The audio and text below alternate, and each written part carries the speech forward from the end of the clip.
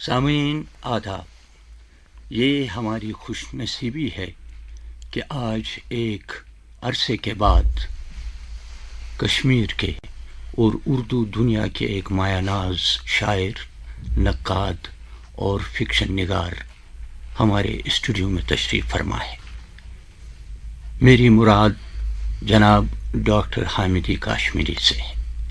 وہ یونیورسٹی میں ایک عرصے تک پروفیسر کی حیثیت سے اپنے فرائض انجام دیتے رہے۔ اس کے بعد کشمیر یونیورسٹی کے وائس چانسلر بھی رہے اور ان کا تعلق علم و ادب سے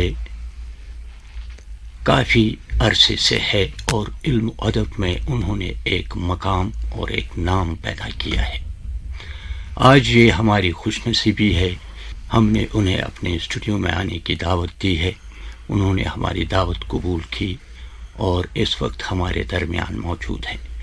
اب دوسری خوش نصیبی یہ ہے کہ حامدی صاحب اس وقت اپنے مختلف شاگردوں کے گھیرے میں ہیں، یعنی کئی ایسے لوگ حامدی صاحب کے دائیں بائیں اس وقت ہمارے اسٹوڈیو میں تشریف رکھتے ہیں جنہوں نے وقتاً فوقتاً حامدی صاحب سے درسن بہت کچھ سیکھا ہے، جو حامدی صاحب کے کلاس روم میں حامدی صاحب کے لیکچر انہماک اور دلچسپی کے ساتھ سنتے رہے اور جنہوں نے حامدی صاحب کو بہت پڑھا ہے اور حامدی صاحب سے سیکھا بھی ہے۔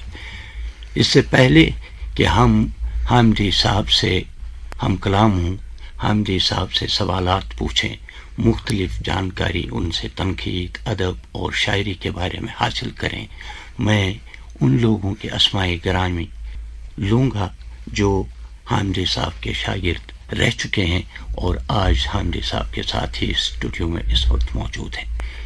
آپ ہیں ڈاکٹر نذیر احمد ملک صاحب، یہ اس وقت اردو شعبے کے کشمیر یونیورسٹی کے شعبہ اردو کے سربراہ کی حیثیت سے کام کر رہے ہیں۔ ڈاکٹر مجید مضمر بھی اس وقت کشمیر یونیورسٹی کے شعبہ اردو میں ہی بحیثیت ریڈر تعینات ہیں۔ سید محمد رضا صاحب کالج میں اردو ادب اور زبان پڑھاتے ہیں۔ اس کے علاوہ غلام رسول آزاد صاحب جنہیں علم و ادب سے گہرا لگاؤ بھی ہے اور علم و ادب سے کافی عرصے سے وابستہ ہے۔ ان لوگوں کے علاوہ جو حامدی صاحب سے اس وقت ہم کلام ہونے کا شرف حاصل کر رہے ہیں، ان میں محترمہ رخسانہ جبین جو اس پروگرام کی پروڈیوسر بھی ہیں اور میں خاکسار رفیق راز بھی شامل ہے۔ بہرحال میں پہلے ڈاکٹر نذیر احمد ملک صاحب سے گزارش کروں گا کہ وہ ڈاکٹر حامدی صاحب سے جو پوچھنا چاہے پوچھ سکتے ہیں۔ استاد محترم پروفیسر حامدی کشمیری، آج ہم اس وقت مختلف شاگرد آپ کے یہاں جمع ہیں، تو مختلف موضوعات پر بات ہوگی اور آپ سے کچھ سوالات بھی چاہیں گے کہ ہم آپ سے کریں۔ سب سے پہلے حامدی صاحب اگر یہ بتائیں کہ اپنی ابتدائی زندگی کے بارے میں چند باتیں، اور اس کے بعد آپ ادب کی طرف کیسے آئے اور بالخصوص اردو ادب کی طرف آپ کا رجحان کیسے بڑھا؟ پروفیسر نذیر احمد ملک صاحب، آپ نے شروع ہی میں سوال کیا اور یہ اچھا سوال ہے، لیکن اس کا جواب دینے سے قبل میں اس مسرت کا اظہار کرنا چاہتا ہوں کہ ناچیز کی رہنمائی میں اتنے سارے ادیب اور شاعر اور لکھنے والے سامنے آ گئے ہیں، یہ میرے لیے بہت اعزاز کی بات ہے اور آج میں اپنے ہی شاگردوں کا سامنا کر رہا ہوں۔ ہوتا یہ تھا پاسٹ میں یہ سب لوگ میری بات سنتے تھے اور میرا سامنا کرتے تھے، آج میں ان کا سامنا کر رہا ہوں۔ یہ سوالات سے گرامبار ہیں اس وقت، تو خوشی کی بات یہ ہے کہ ایک ایسی محفل یہاں منعقد ہو رہی ہے جہاں کھل کر اور بغیر کسی مزاحمت کے ہم گفتگو کریں گے، اور میں اس بات کا اظہار کرنا چاہتا ہوں کہ ادھر تنقید میں شاعری میں کافی تبدیلیاں آئی ہیں جن سے آپ سب میرے عزیز واقف ہیں. تو سوال جو نذیر صاحب نے کیا وہ یہ ہے کہ میں کیسے اور کیوں کر ادب کی طرف آیا یا کن حالات میں. مجھے یاد ہے کہ میری والدہ مرحومہ وہ میری پیدائش سے پہلے 2 بیٹوں کو کھو چکی تھی. تو اس کے بعد میں تیسرا. وہ بیٹھتی تھیں کام کاج کر کے، چرخہ بھی کاٹتی تھیں، اور لیکن ہر بار میں نے دیکھا بعد دوپہر جب وہ یہ اپنا کام کرنے لگتی تھیں تو ان کی آنکھوں سے آنسو بہتے تھے. میں حیران ہوتا تھا یہ آنسو کیا ہیں، یہ کہاں سے آتے ہیں، یہ کیوں آنسو. اور ساتھ ہی ساتھ وہ آنسو بہاتے بہاتے کشمیری لوک سانگز جو ہیں ژےٚ حظ گئی میند یا تھی، تو یہ سب چیزیں وہ کرتی تھی اور میں پوری توجہ کے ساتھ یہ اشعار سن لیتا. مختلف کشمیری شعراء کے اشعار زبانی یاد تھے انہیں بے حد. تو یہاں سے میں سمجھتا ہوں کہ ایک طرح سے والدہ کی گود ہی میں مجھے ایک ایسی کشش محسوس ہوئی کہ میں سوچنے لگا، آنسو پر توجہ غور کرنے لگا اور ان کے اشعار پر. لیکن ابھی میں اپنے آپ سے بے خبر تھا، عمر کم تھی. تو 1947 کا واقعہ رونما ہوا. 1947 میں اس وقت کے لوگ آپ کو بتائیں گے کہ پورے اہل کشمیر جو ہیں وہ اس کرائسس کی طرف ان کی توجہ منعطف ہوئی جو اس وقت تھی، میری بھی ہوئی. اور اسی زمانے میں 5 گانا نماز ادا کرتا تھا، اور وہاں جتنے بھی اور میرے ہم عمر لڑکے تھے سیاست میں بھی حصہ لیتے تھے، بندوق چلانا سیکھتے تھے. میں نے بھی بندوق چلانا سیکھی تھی اس زمانے میں. یہ سب لوگ جب شام کو مسجد میں جمع ہوتے تھے کسی تقریب پر، بڑے دن پر، حضور صلی اللہ علیہ وآلہ وسلم معراج شریف یا میلاد شریف، تو مولوی صاحب کچھ نعتیں پڑھتے تھے اور بھی اس قسم کا کلام جو ان کو یاد تھا وہ سناتے تھے. میرے دل میں آیا کہ یہ میں بھی لکھ سکتا ہوں. چنانچہ میں نے کئی نعتیں لکھیں اور امام صاحب وہ تھے مبارک شاہ صاحب، ان کو دیں. انہوں نے ایک تقریب میں میری نعت بھی پڑھی. اس زمانے میں کشمیری میں لکھتا تھا. کشمیری میں جب میری نعت پڑھی گئی میں نے دیکھا لوگ برابر اسی طرح متاثر ہو رہے ہیں جس طرح سیزنڈ اور ایکسیپٹڈ پوئٹس کی چیزیں سن کر. تو یہ 47 سے پہلے کی بات، 47 کے زمانے میں، اسی کے آس پاس. اسی کے آس پاس. پھر کسی نے بتایا کہ اب میں ٹوٹی پھوٹی غزلیں لکھتا رہا، نعت بھی، حمد بھی، یہ ساری چیزیں. کسی نے کہا یہ کام اگر تمہیں کرنا ہے تو استاد چاہیے تمہیں. خانیار میں حسن ڈرائیور ایک شاعر تھے. میں گیا سیدھے اپنے تمام بھول پن کے ساتھ ان کے پاس. میں نے کہا میں آپ کا شاگرد بننا چاہتا ہوں. انہوں نے کہا یہ آسان کام نہیں ہوتا ہے شاگرد بننا، آپ کو کچھ روحانی ریاضت کرنی پڑے گی. وہ صوفی شاعر تھے. صوفی شاعر. میں نے کہا جو چیز آپ بتائیں گے میں کر لوں گا. انہوں نے مجھے کچھ وظائف دیے اور میں خفتن کی نماز ادا کرنے کے بعد مسجد میں اکیلا بیٹھتا تھا، وہ وظیفہ پڑھتا تھا. ایک دن میرے انکل نے مجھے دیکھا، سب گھر گئے ہیں، لوگوں نے کہا یہ کہاں ہے، تو وہ مجھے دیکھنے کے لیے مسجد تک پہنچا. میں سر بزانوں یہ سب کر رہا تھا. اس نے مجھے ڈانٹا، کہا یہ کیا کر رہے ہو، یہ ایک آسان کام نہیں ہوتا ہے، چلو گھر چلو. اور میں گھر آیا. پھر ہم یہاں کلاش پورہ میں ایک مولوی صاحب تھے، فاضل صاحب، فاضل ان کا نام تھا. وہ شاعر تھے، کافی غزلیں وہ لکھ چکے تھے. فاضل کشمیری نہیں ہے، وہ نہیں ہے، یہ دوسرے فاضل. تو ان کے پاس مجھے لے گئے. انہوں نے دیکھا میں کیا لکھتا وکھتا ہوں، کچھ تصحیح کی اور پھر اپنی نظمیں بھی سنائیں. اب میں نے کہا یہ جو مجھے نظمیں سناتا ہے اس طرح کا میں بھی لکھ سکتا ہوں. کشمیری میں ہی تھی. کشمیری میں. کشمیری. انہوں نے کہا میں وہاں گیا تھا کسی صحت افزا مقام پر. وہاں میں نے ایک نظم لکھی, اس کا ایک مصرع مجھے یاد ہے, ہس وس رو تھس آب کے ٹھس لو لو. میں نے کہا اس طرح بھی ہوتا ہے, یہ سب اب میں کر سکتا ہوں, کوئی ایسی بات نہیں. پھر کالج میں داخلہ ہوا. کالج میں مجھے ایک نئی دنیا نظر آئی. سب سے پہلے میرا واسطہ پڑا فدا محمد حسنین سے, جو حیات ہیں مورخ. تو وہ ایڈٹ کرتے تھے پرتاب میگزین نگران کی حیثیت سے. تو ایک دو سوال جو میں نے پوچھے ہسٹری میں ان سے, تو انہوں نے مجھے بلایا, کہا دیکھو حمدی تم کو میں ایڈیٹر بناتا ہوں, تم ادب سے رشتہ وشتہ رکھتے. تاریخ آپ کا مضمون بھی تھا. ہاں, تخلص آپ کو بن چکا تھا؟ نہیں, ابھی نہیں بن چکا. ابھی حبیب اللہ صاحب تھے. اس کے بعد انہوں نے دوسری بات یہ کہی, ایک دو بار جب میں ان سے ملا, یہ مضامین ہے خود لکھو, لوگوں سے لکھاؤ, اور یہ میں نے نظم لکھی ہے, ذرا اس کو دیکھو. میں نے اس زمانے میں میری سمجھ بوجھ کتنی تھی, لیکن پھر بھی مجھے محسوس ہوا وزن کی اس میں غلطیاں ہیں. میں نے وہ غلطیاں نکال کے ان کو کہا اگر آپ ان کو دیکھیں, ٹیچر کو میں کہہ رہا ہوں. وہ کہتے ہیں ٹھیک ہے تم نے جو کیا ہے چھپوا دو اسی طرح. یہ سب کشمیری میں ہی ہو رہا تھا. پھر لائبریری گیا. لائبریری میں نے میگزین دیکھے, نگار اور شعائیں اور راہی, جو یہاں چھپتے تھے, کچھ پاکستان کے بھی. میں نے سوچا یہ چیز اردو میں بھی لکھی جا سکتی ہے, میں یہی میرے ذہن میں رہا, یہ شاید میں بھی کر سکتا ہوں.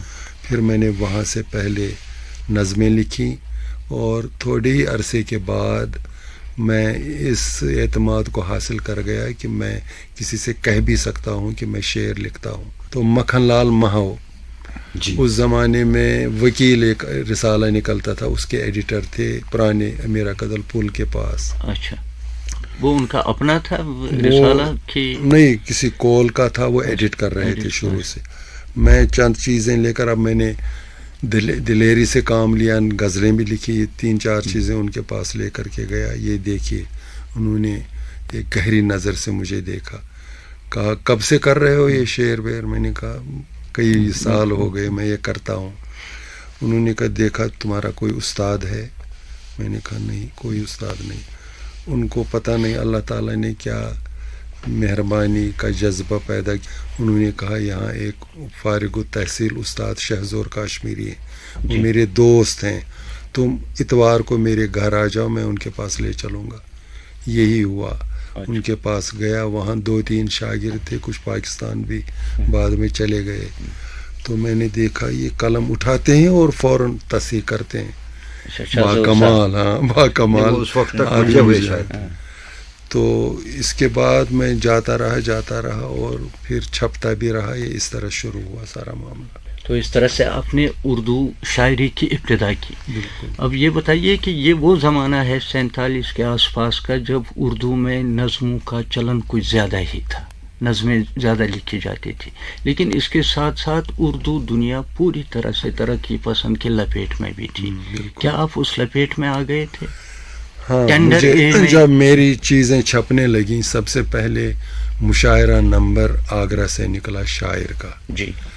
میں نے سوچا, شہزور صاحب نے بتایا یہ ان کا مصرع طرح ہے, اگر تم بھی کوئی غزل لکھو گے تو میں دیکھ لوں گا. انہوں نے دیکھا, ایک آدھ لفظ بدل دیا اور بھیجا میں نے اعجاز صدیقی کو.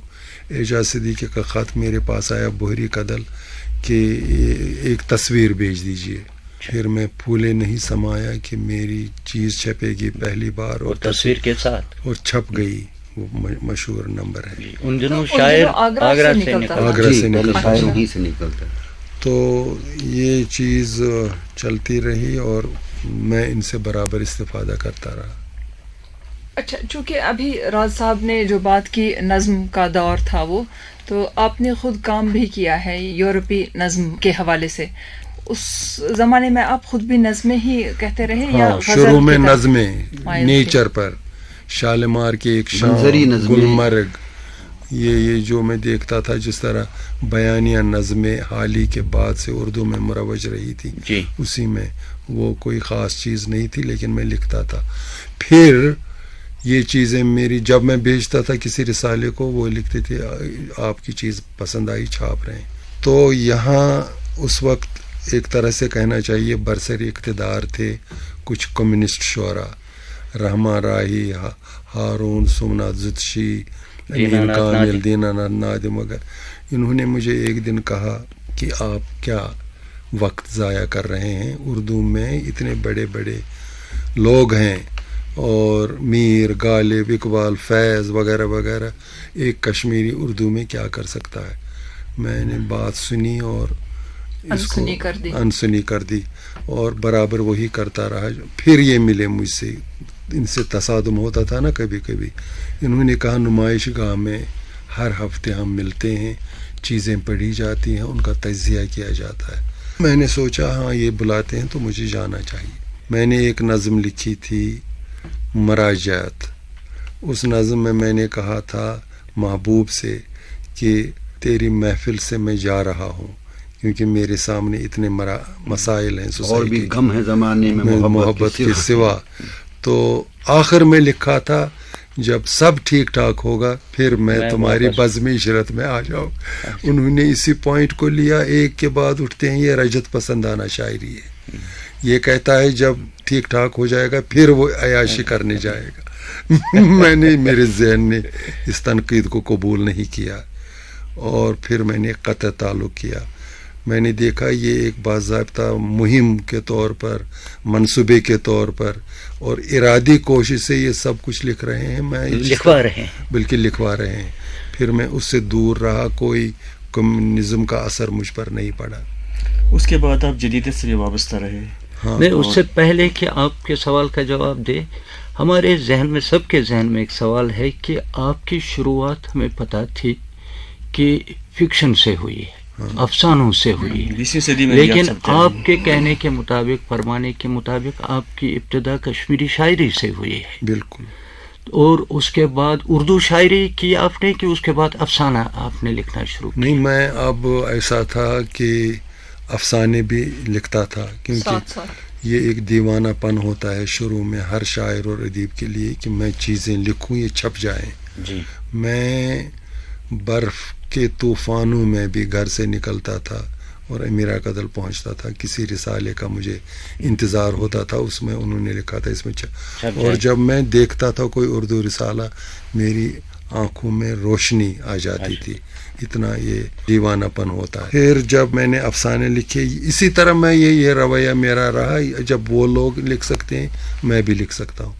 افسانے لکھے، ناول لکھے اور شاعری بھی کی اور کشمیری شاعری بھی میں کرتا رہا.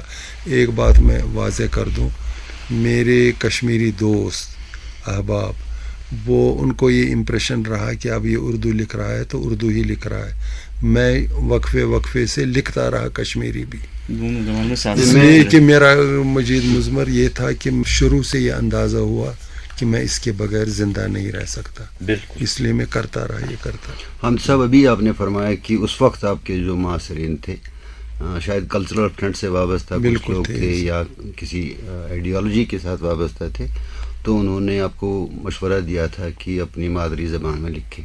وہ آپ نے لکھا، آپ نے کئی کتابیں کشمیری میں بھی لکھی، کچھ شعری مجموعے آپ کے کشمیری میں ہیں. آپ کا ساہتیہ اکیڈمی ایوارڈ جو ہے وہ کشمیری کتاب پر ہے. لیکن اردو دنیا میں اپنا نام کمانا یا ایک چیلنج سے کم نہیں تھا. کشمیر کے خاص طور پر یہاں کے ادیب، یہاں کے شعراء جو ہیں، ان کو بانحال سے باہر جو ہے وہ مانا نہیں جاتا تھا، ان کو تسلیم نہیں کیا جاتا تھا. یہ اس پر پہلا پتھر جو ہے وہ آپ نے مارا اس وقت. تو اس میں آپ تمانیت محسوس کر رہے ہیں؟ ہاں، ہمیں تو بڑی خوشی ہے، ہمیں فخر ہے. میں یہ تمانیت محسوس کرتا ہوں اس لیے کہ آپ جیسا کہہ رہے ہیں مجید مظفر صاحب، عام تصور یہ تھا کہ کشمیری اردو میں اتنا نہیں لکھ سکتا اس پائے کا کہ دوسروں کے ساتھ کمپیٹ کر سکے. یہ مجھے بھی خیال تھا، لیکن میں نے کانشیسلی اس پر کبھی نہیں سوچا. میں کیا لکھ رہا ہوں، اردو میں بھی لکھ رہا ہوں، کبھی کبھی کشمیری میں بھی.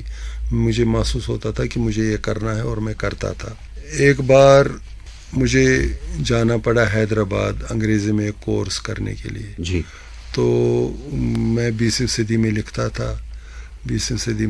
تھا تو میں نے ایسے ہی خیال آیا میں ایک خط سے مطلع کروں اس کے ایڈیٹر کشتر گرامی کو. اس کا بہت بڑا ریسپانس مجھے ملا. اس نے خط میں لکھا جب آپ دہلی اسٹیشن پر پہنچیں گے تو پرائیویٹ کاریں جہاں ہوتی ہیں وہاں کار آپ کو ملے گی اور آپ ہمارے دفتر پر تشریف لائیں.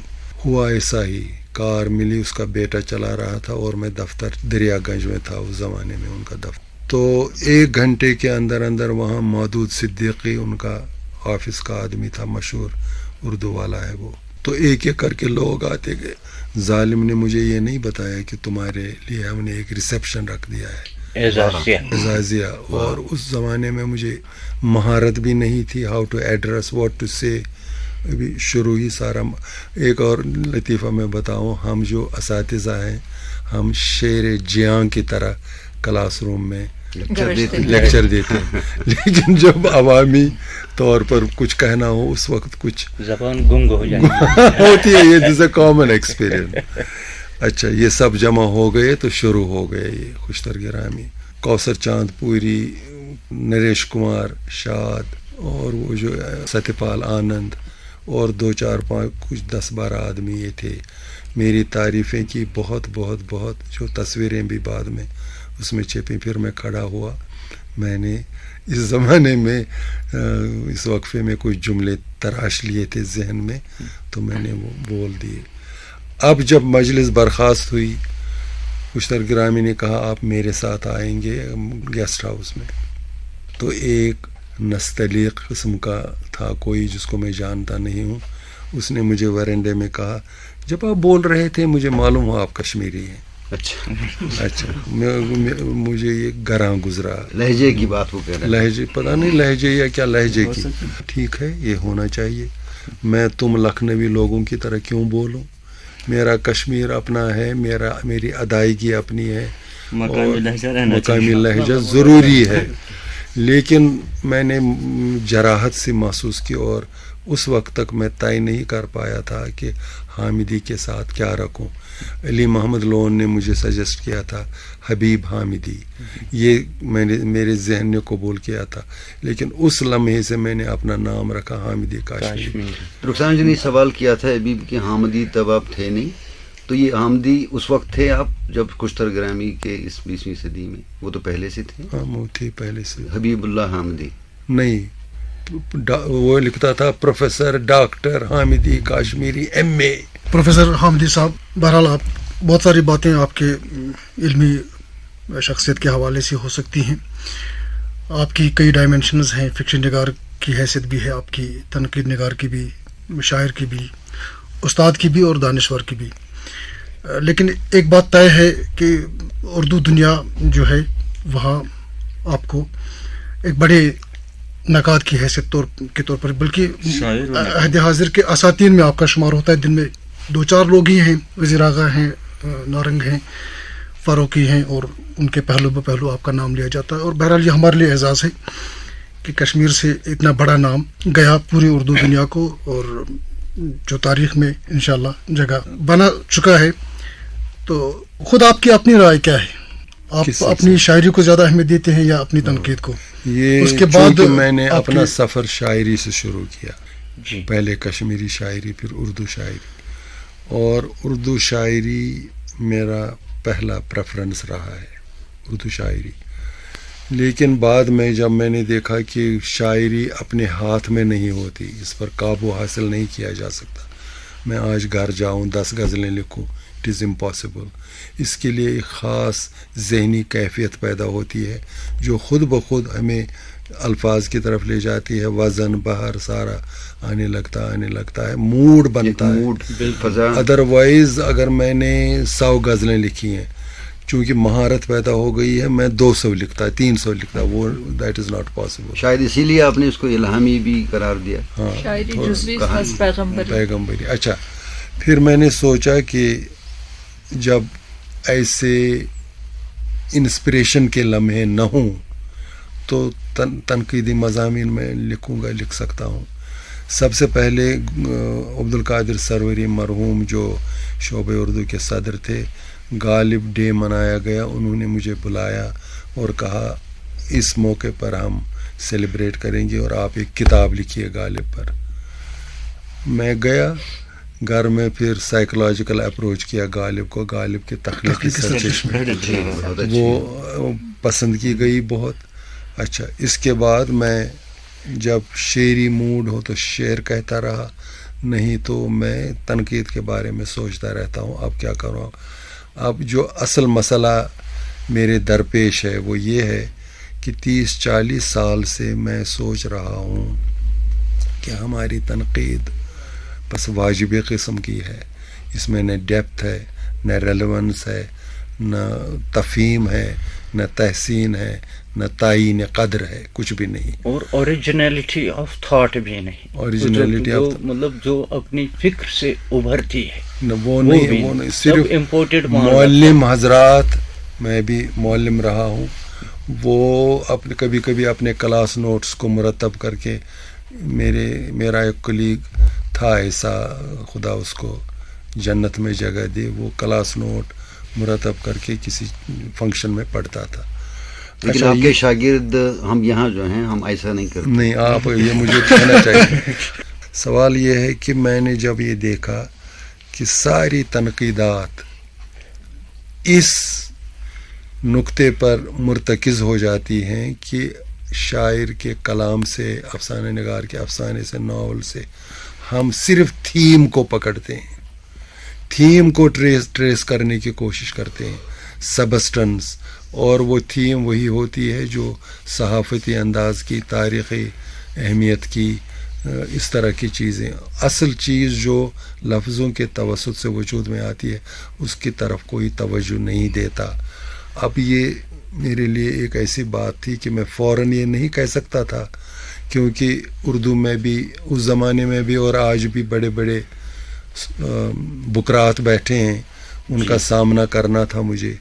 फिर मैं इस नतीजे पर पहुंचा कि जो तनकीद है वो इन्हीं 3-4 खानों में तकसीम की जा सकती है, सवानी, तारीख़ी, इम्प्रेशनिस्टिक, फिराक गोरखपुरी वगैरह, तासुराती, और फिर हयती, अमेरिकन जो मगरिब से। तो वहाँ पहले, सबसे पहले मुझे यहाँ ये महसूस हुआ कि ये शायद ये तनकीद सही रुख इख्तियार नहीं कर रही है। फिर नया रुख क्या होगा? नया रुख मैंने सोचा हम क्यों ना ऐसी तनकीद लिखें कि शायर का कलाम जो है या अफसाना निगार का अफसाना, इसी का वर्बल स्ट्रक्चर है, ये वर्बल स्टडी करें। और सबसे बड़ी बात ये कि उमूमी बयानात से एहतराज़ करके हम तज्ज़िया करें। एक नज़म क्या है, उसमें क्या है, ये नहीं कि नज़म में माने ढूंढे, उस नज़म में होता क्या है, व्हाट हैपन्स देयर। जब हैपन्स पर हम उसकी बाफ्त पर गौर करें, हाँ, उसकी लफ्ज़ों पर, वक़ुआत पर, वक़ुआत जो उसमें निकलता है उस पर तवज्जो करने की ज़रूरत है। अब कोई मुझे कहेगा क्या आप गालिब पर लिख रहे हैं, तो क्या तमाम अशार का तज्ज़िया करते चले जाएंगे, फिर तो वो ये दफ्तर बेकनार होगा। मेरा उसका जवाब ये है, अप्रोच तो यही रहे, नमूनतन 5 अशार, 10 अशार, 8 अशार का ऐसा तज्ज़िया करे, फिर वो ख़ुद कह सकता है कि इनके कलाम में इन अशार में ये सूरत हाल, हैरान कुन, तहय्युर ख़ैज़ सूरत हाल। मुझे जब मैं कोई अच्छा शेर पढ़ता हूँ मैं सचमुच हैरतों में डूब जाता हूँ, ये क्या हो रहा है इसमें, इसकी हैपनिंग क्या है। फिर अगर मैं उस हैपनिंग को बहसित नकाद या कारी पढ़ने वालों तक न पहुँचा सका, फिर बेमसरफ़ है सारा। मैं अगर अपने कारी को ये बताऊँ कि मेरे नौजवान दोस्त हैं यहाँ, ये लिख रहे हैं और ये इस पर लिख रहे हैं, इस पर, मैं कुछ नहीं कहता उनसे, यानी वो एक सतही अमल होगा, बेसमर अमल होगा। मुझे देखना ये है कि लफ्ज़ों के तवस्सुत से, लफ्ज़ों के इस्तेमाल से, बर्ताव से, एक लफ्ज़ 2-8 अल्फाज एक इनर काम करते हैं। दाखिली तौर पर ये एक दूसरे से मिलकर या एक दूसरे से जदलियत के बाद टकराते भी हैं, मिलते भी हैं, ان کے ساتھ وصل بھی ہوتا ہے سارا، تو یہ مجموعی طور پر 8-10 الفاظ غزل کے یہ یقیناً ایک نئی دنیا پیدا کرتے ہیں جس کو ہمیں دیکھنا ہے. آپ نے اس کو اکتشافی تنقید کا نام دیا ہے، تو یہ میری سمجھ میں بھی نہیں آتا اس کا نام یہ کیسے پڑا اکتشافی تنقید. ایک آدھ بار میں نے لکھا تو لوگوں نے مجھے کہا یہ جو آپ شاعری میں اکتشاف کی بات کرتے ہیں، خود گوپی چند نارنگ نے کہا اس زمانے میں حامدی کاشمیری کشف کی بات کرتے ہیں، ان کے سامنے بڑا چیلنج ہے، دیکھیے یہ اس سے کیسے نمٹتے ہیں.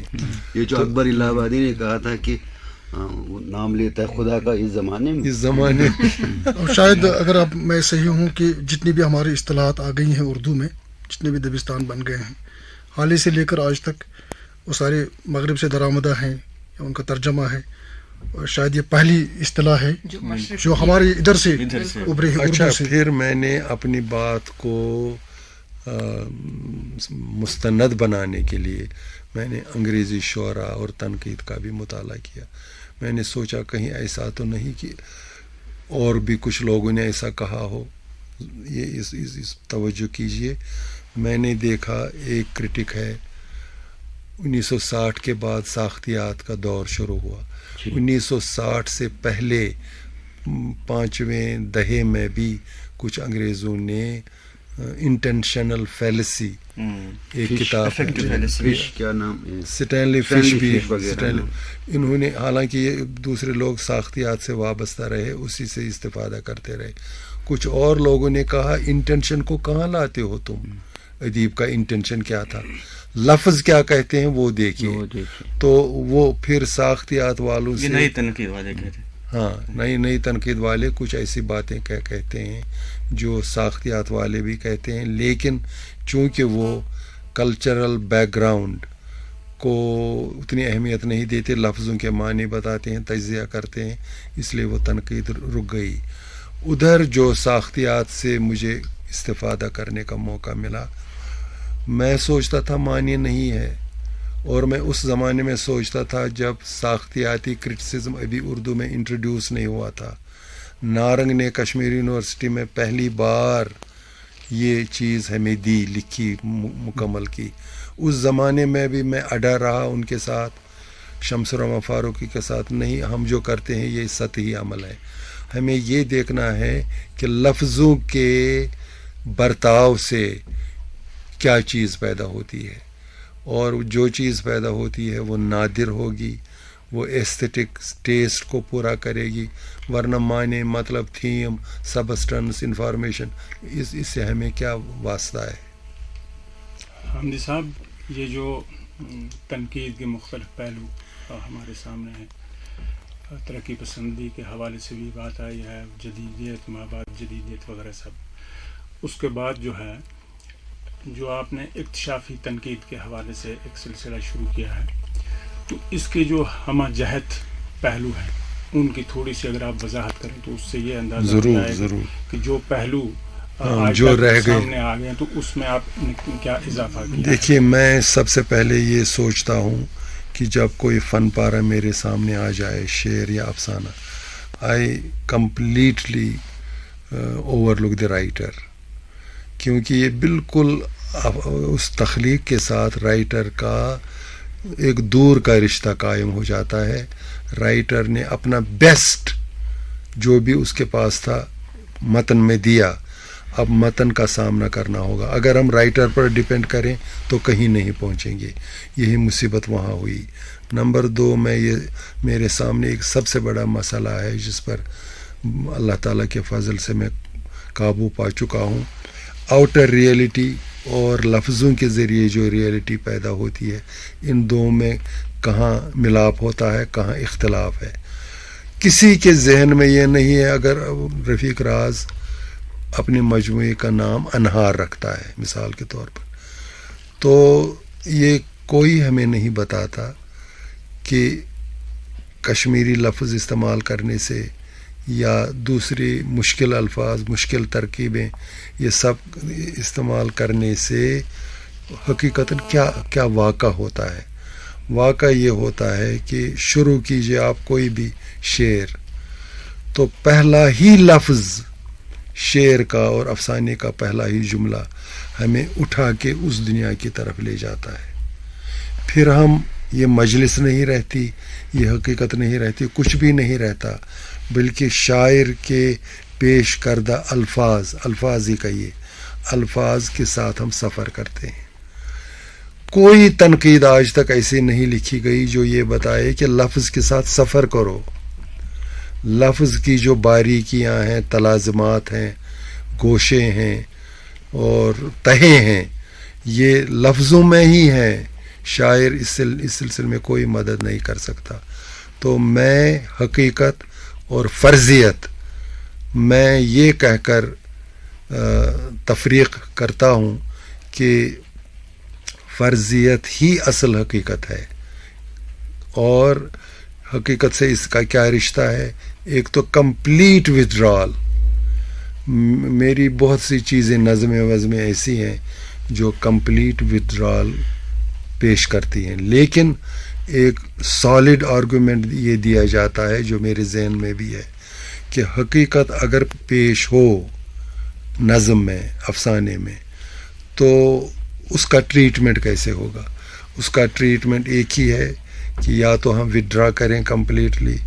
آفتاب کے بارے میں کہیں، میر نے کہا سیاہ رو آفتاب مثال کے طور پر، تو یہ چیز.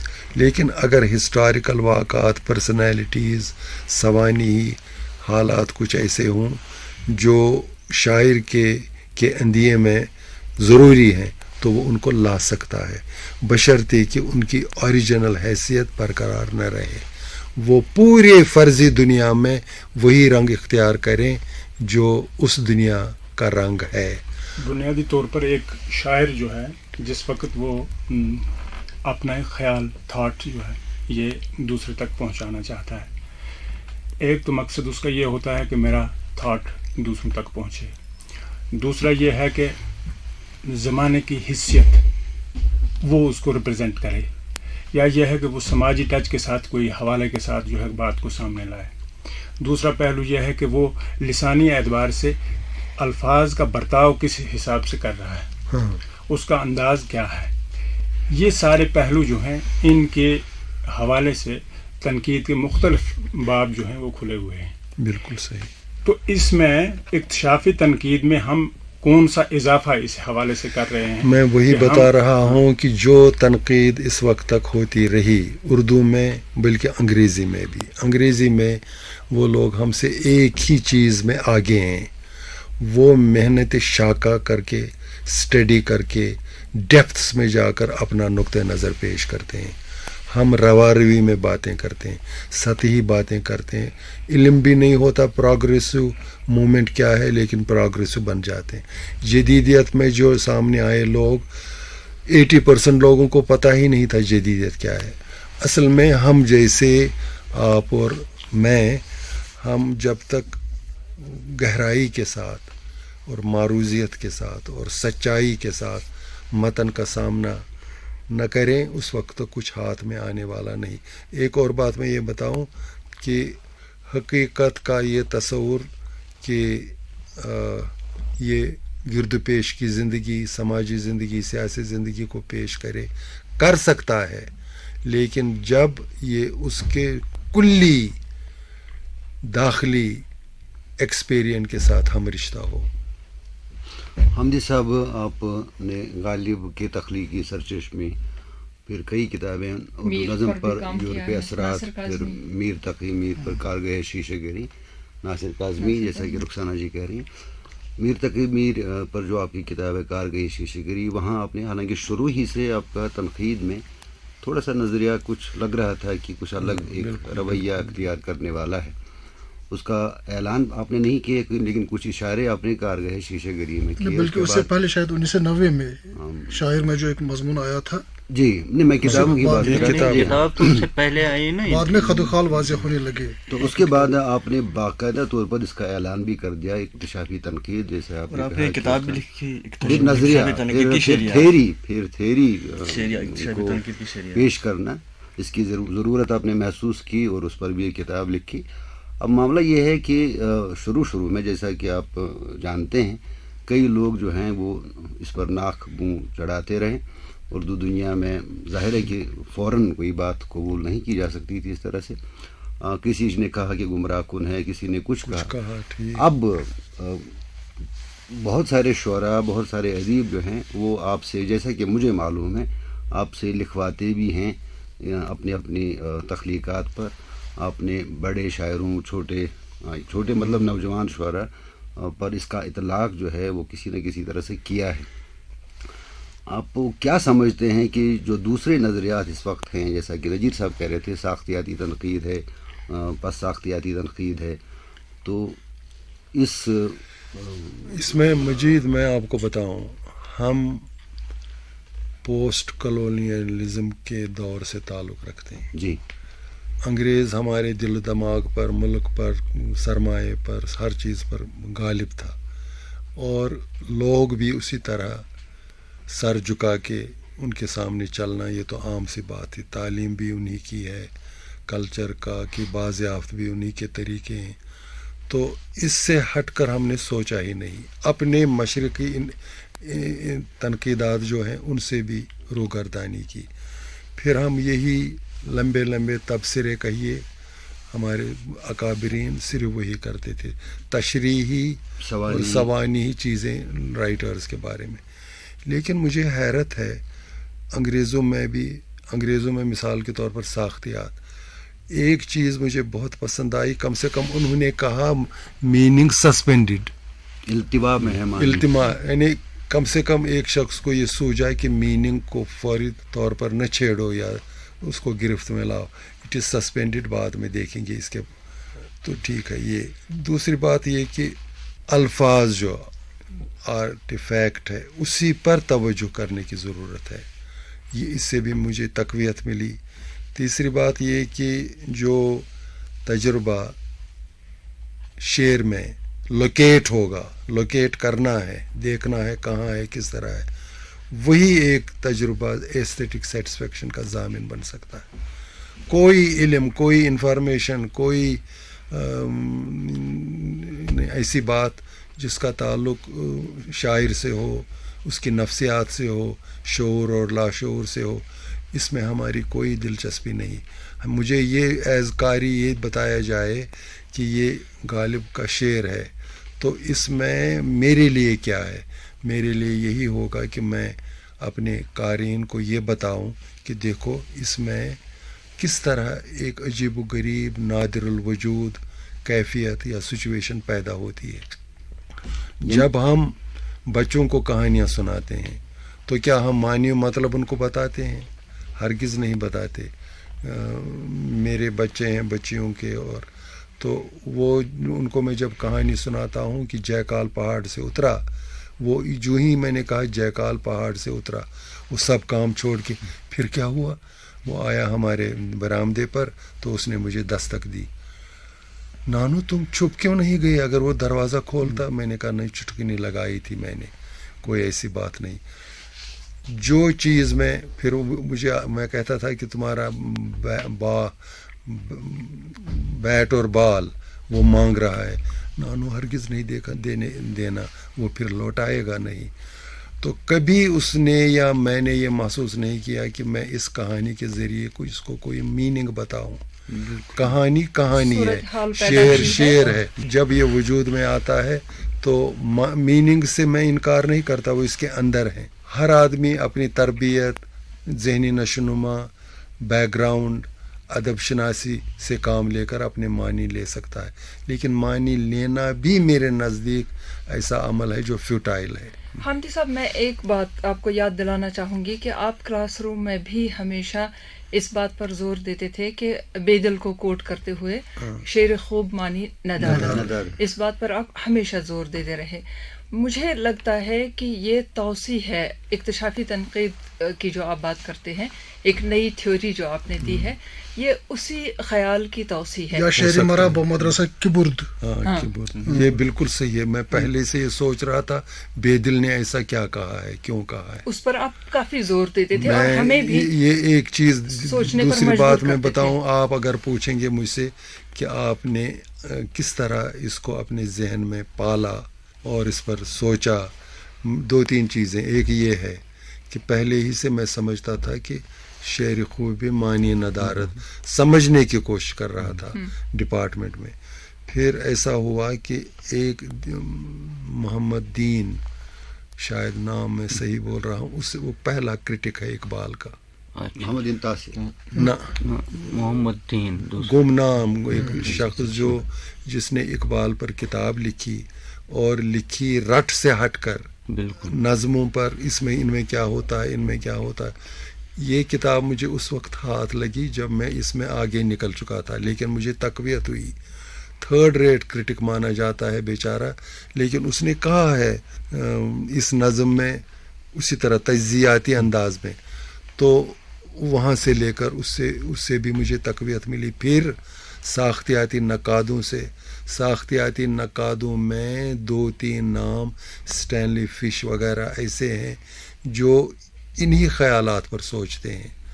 یعنی فن پارہ جو ہے یہ لسانی عمل ہے، اور اس کے اندر جو کچھ واقع ہو رہا ہے وہ دیکھنا ہے.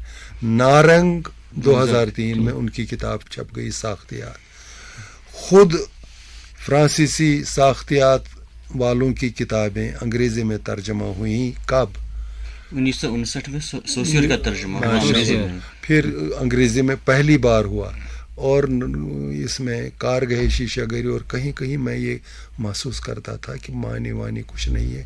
اس کے اندر جو تجربہ ہے پھیلتا ہے مختلف ذرائع سے، مخاطب، نیریٹر، مخاطبین، فضا، خاموشیاں، مکالمے، 10-5 چیزیں جو ملتی ہیں، تو ان سے واقعتاً ایک نئی دنیا پیدا ہوتی ہے.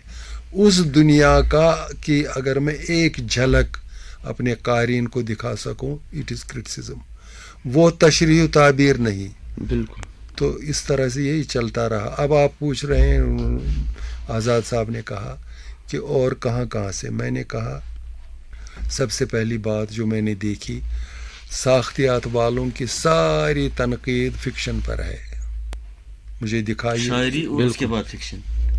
یوکوبسن نے شاعری، ہاں وہ تو یوکوبسن تو الگ ہیں، لیکن فکشن پر بہت نہیں. مجھے بتائیے شاعری پر جب کلر نے، جوناتھن کلر اور دوسرے آدمی نے، دیریتا، نہیں انہی کے اب کے زمانے کا نام میں بھول گئے ہوں، 2 آدمیوں نے ہمیں سمجھاتے ہوئے کہ تنقید کس طرح کرنی چاہیے. سن فلاور ایک نظم ہے ہیرک کی، اس کا تجزیہ کیا. کلر، جوناتھن کلر، جس کو ایوارڈ بھی مل چکا ہے، بہت نامی ساختیاتی کرٹک ہے، وہ کہتا ہے، رولان بار تھا. اچھا، وہ جوناتھن کلر کہتا ہے کہ سن فلاور جو ہے اس کے یہ ایسی کیفیت دل میں پیدا کرتا ہے. میں نے اس کو ریفیوٹ کیا. کیفیت کیا ہے کہ کس چڑیا کا نام ہے. ہمیں دیکھنا یہ ہے کہ اس میں ہیپننگ کیا ہے، اس کو پہچاننا ہے. پھر انہوں نے اپنی زبان میں اس کے معنی، بلوم فیلڈ نے بھی اس کا تجزیہ کیا، پھر میں نے بھی اس کا تجزیہ کیا، اور دونوں کے تجزیوں کو رد کیا یکسر، اور یہ بتایا کہ دیکھیے سن فلاور کی کریٹیوٹی کیا ہے. اس میں ایک پورا ڈرامہ، ایک پوری کہانی اس میں پیش ہوتی ہے جو ہمیں ایک اور اجنبی دنیا میں لے جاتی ہے.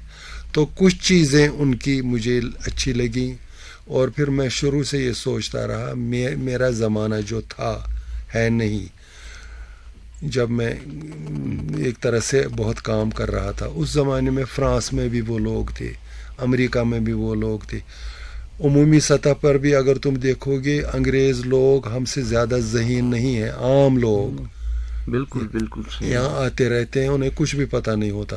اب اگر مدرس ہیں، وہ یہاں کے لوگوں کو منت سماجت کر کے لے جاتے ہیں، لیکچر دلواتے ہیں، اور ان کی آنکھ کھل جاتی ہے.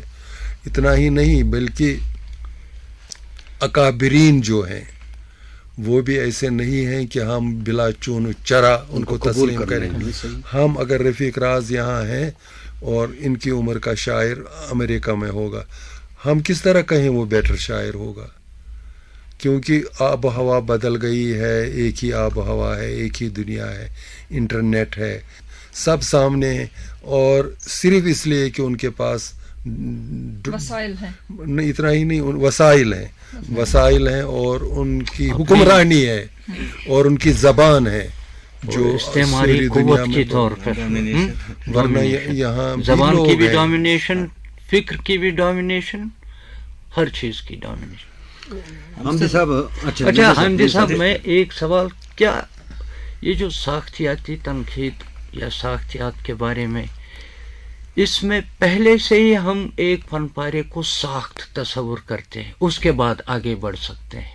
पहले ये फॉर ग्रांटेड लेते हैं कि ये फन पारा जो है साख्त है, वो ये नहीं सोचते कि ये एक मुसन्निफ का एक फन पारा है और वो मुसन्निफ उसके 1000 फन पारों का सूत्रधारा है, यानी हर फन पारे के बीच में जो रिश्ता है वो उसी से होकर गुजरता है। तो ये यहाँ हम गलती तो नहीं कर रहे हैं कि इसको पहले ही साख्त तस्वुर करके आगे बढ़ते? इतना ही नहीं, उनकी जो चीज़ें उन्होंने पेश की, कुछ ख्यालात, वो भी अब आउट ऑफ मार्केट हैं। साख्तियात सिर्फ टेक्निकलिटीज़ में हमको फंसा के रख गए हैं सारे। जिस क्रिटिक को डिकंस्ट्रक्ट किया गया, साख्त डिकंस्ट्रक्ट किया, और नहीं पूरा साख्तियाती निज़ाम ही अब वक्त के साथ रह गया। और ये ज़्यादा से काफ़ी इम्पॉर्टेंट बात है कि वक्त की तब्दीली के साथ नई चीज़ें वजूद में आती हैं, हमेशा नहीं रहती। फास्ट तरक्की के ज़माने में 5 साल, 2 साल, 3 साल, 4 साल ये इन वोग रहता है, फिर गायब हो जाता है, क्योंकि ज़िंदगी बदलती है, बढ़ती है, थिंकिंग भी बदलेगी। जगन्नाथ आज़ाद से मैंने एक बार कहा, यार ये जदीदियत ज़ोर शोर से जारी हो, तुम इसकी मुखालफत क्यों करते हो? नहीं, मैं मुखालफत नहीं करता, मेरी समझ में नहीं आता। मैंने कहा क्या कह रहे हैं? कहा हाँ, मेरा दिमाग सीमेंटेड हो गया है, मेरे लिए इसमें कोई, मैं अपना जो कर रहा हूँ वही ठीक है। फिर मैं इससे सीख गया कि एक वक्त आता है जहन काम करना छोड़ देता है। मैं अपनी वाइफ से जब कुछ चीज़ लिखता हूँ, मैं तो खुदा के लिए मुझे बताओ इसमें कहाँ तक डिटरेशन है। डिटरेशन ज़रूर आएगी, उससे कोई बच नहीं सकता। वो कहती है हाँ ये क्या लिखा है, ये आसान, वो अब उसने भी पिकअप किया है ना, वो कहता है ये शेर आसानी से समझ में आता है, इसमें क्या है। हमदी साहब, हमने काफ़ी बात तनकीद के हवाले से की, चूँकि आपने खुद ही उस बात को छेड़ा जो हमारे दिल में बात सवाल बनकर उठ रही थी। तो आप जो शायरी करते हैं और माशाअल्लाह पुरगोई के साथ करते हैं, उतना भी कम नहीं है, कलाम आपका छपा भी बहुत है और मुसलसल ये अमल जारी है। तो उस वक्त क्या आपका जो नक़ाद है वो बेदार होता है शेर कहते हुए? ये बेसिक क्वेश्चन है और बार बार ये क्वेश्चन पूछा गया है। ये तख्लीकी कैफियत आप सब पर वाज़ेह है, किस तरह शुरू होती है, किस तरह हावी होती है। तो उस वक्त जब शेर की तरफ मेरा जहन आमादा हो तो शेर लिखा मैंने, फिर यकीनन मैं उसको क्रिटिक की नज़र से भी देखता हूँ। मैं कहता हूँ ये मेरा शेर नहीं है, रफ़ीक राज का है। अच्छा, अब ये मजीद का रफ़ीक राज का है, लेट मी स्टडी इट। फिर मैं सोचता हूँ कि अच्छा पहला मिसरा तो ठीक है, लेकिन दूसरे मिसरे ने कहाँ तक इम्कानात पैदा किए हैं। जब तक शेर में इम्कानात न हो वो शायरी फ़ौरन मर जाएगी, क्योंकि 1000 इम्कानात दरियाफ्त करने के बाद 1000 इम्कानात फिर भी रहते हैं। एक ऐसी दुनिया है जो कभी ख़त्म नहीं होती, एंडलेस है। कुछ इम्कानात ऐसे होंगे जो आपकी नज़र में होंगे, क्या ये ज़रूरी नहीं है कि वो कारी तक भी पहुँचे? कोई ज़रूरी नहीं, हर कारी अपने तौर पर, हर कारी अपने तौर पर इम्कानात की तलाश करता है। कुछ तो हम दरवाजे उसके लिए खुले रखें, खिड़कियां खुली रखें। अच्छा, तुम बुनियादी बात कह रही हो, ये नहीं, ऐसा नहीं होना चाहिए कि पोइट्री ऑब्लिक ही ऑब्लिक हो पर्दे में। अब जो चीज़ पर्दे में होती है रुखे ज़ेबा, और जब वो हल्का सा वो रुखे ज़ेबा से निकाब हटाती है तो और ज़्यादा क़यामत हो जाती है। शायर और नक्काद, जैसा कि रुखसाना जमीन साहिबा ने भी कहा, ये अगर एक ही शख्सियत हो तो कई सवालात फिर जन्म लेते हैं। लेकिन इस सिलसिले में काफ़ी मेरे ख्याल में बहस हुई। आपकी शख्सियत के कई और रंग भी हैं, कश्मीरी में भी आपने लिखा, کشمیری میں شاعری بھی کی، اردو میں تو خیر نام کمایا آپ نے بہت. اس وقت جو کچھ آپ نے کشمیری میں لکھا، کیا آپ یہ خواہش آپ کی ہے کہ آپ اس سے کچھ زیادہ لکھتے؟ مجید مزمر صاحب، آپ نے پوچھا ہے کشمیری سے میرا کیا تعلق ہے. میں شروع سے ابتدا بھی میں نے کشمیری میں شاعری شروع کی، اور اس کے بعد بھی میں گاہے گاہے لکھتا رہا، یہاں تک کہ میرے پاس کافی نظمیں غزلیں جمع ہو گئی تھیں. پچھلے 3-4 سالوں میں میں نے 2-3 مجموعے چھپوا دیے، اور خدا کے فضل سے ایک اور مجموعہ میں اشاعت کا منتظر ہے. تو ٹھیک ہے، میں لکھ رہا ہوں، اور اس میں بھی جتنا مجھ سے ہو سکتا ہے کر رہا ہوں. اچھا حامدی صاحب اور باقی دوستوں، اس سے پہلے کہ ہم حامدی صاحب سے رخصت لیں اور اس پروگرام کو اختتام تک پہنچائیں، ایک چھوٹا سا سوال، ہلکا سا سوال میرے ذہن میں بھی ہے. وہ یہ ہے کہ ہمیں آپ کے نام اور کام پر فخر ہے، آپ کو بھی اپنے کام پر فخر ہوگا، لیکن کیا آپ کو اپنے شاگردوں پر بھی فخر ہے کہ نہیں؟ بہت پیارا سوال ہوتا ہے. اس کا ثبوت یہ ہے کہ میں اپنے 10 نجی کام چھوڑ کر آپ کی نشست میں حاضر ہوں. اس لیے حاضر ہوں کیونکہ مجھے اپنے جواہر پاروں کی چمک دمک اور اصلیت پر پورا یقین ہے. اور ماشاء اللہ آپ جتنے بھی حضرات ہیں، سید رضا، آزاد صاحب، رفیق راز، رخسانہ، مجید مزمر صاحب اور نذیر ملک صاحب، میرے بہت ہی چہیتے، پیارے اور محترم شاگرد ہیں، جن کو دیکھ کر میں واقعتاً فخر محسوس کرتا ہوں. بہرحال آپ نے تو ہمیں بالکل ہمارا دل باغ باغ کر دیا. یہ باتیں سن کر ہماری حوصلہ افزائی بھی ہوئی. اب ہم آپ سے وداع چاہتے ہیں. شکریہ. شکریہ.